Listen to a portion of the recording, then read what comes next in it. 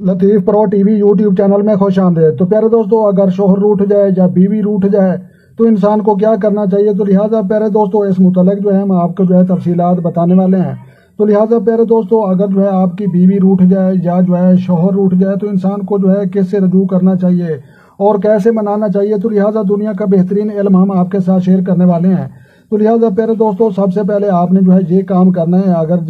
آدمی روٹھ گیا ہے یا ناراض ہو گیا ہے یا گھر چھوڑ کر چلا گیا ہے تو پہلا کام آپ نے یہ کرنا ہے کہ آپ نے نہانا ہے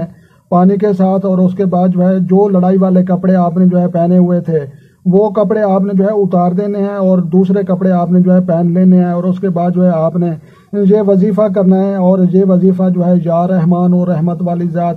یا جامع و جمع کرنے والی، زندہ اور مردہ کو جمع کرنے والی ذات، یا فتح و کامرانی بخشنے والی ذات۔ تو لہٰذا آپ نے ایک تسبیح اللہ تبارک و تعالیٰ کے ان ناموں کی آپ نے پڑھنی ہے، یا رحمان و یا جامع و یا فتح۔ تو لہٰذا ایک تسبیح پڑھنے کے بعد آپ نے ہاتھ اٹھا کر اللہ تبارک و تعالیٰ کے سامنے دعا کرنی ہے۔ تو لہٰذا اس کے بعد جو افراد روٹ کر چلا گیا ہے ادھر آپ نے یہ الفاظ پڑھ کر پھونکے مارنے ہیں، اور ادھر آپ نے دل میں تصور رکھنا ہے اور اللہ تبارک و تعالیٰ پر آپ نے بھروسہ رکھنا ہے، اور جب تک اس کی واپسی نہ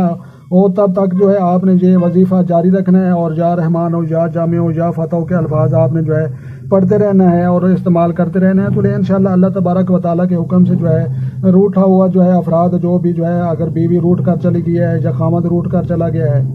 تو میرے پیارے دوستو، اگر لڑائی کے بعد منانے کی نیت اگر آپ کی ہو، اگر بیوی روٹھ گئی ہے یا خامد روٹھ گیا ہے یا دونوں میں سے کوئی بھی روٹھ گیا ہے، تو منانے کی اگر نیت ہو تو بشرطے آپ نے فوراً وہ کپڑے بدل لینے اور دوسرے کپڑے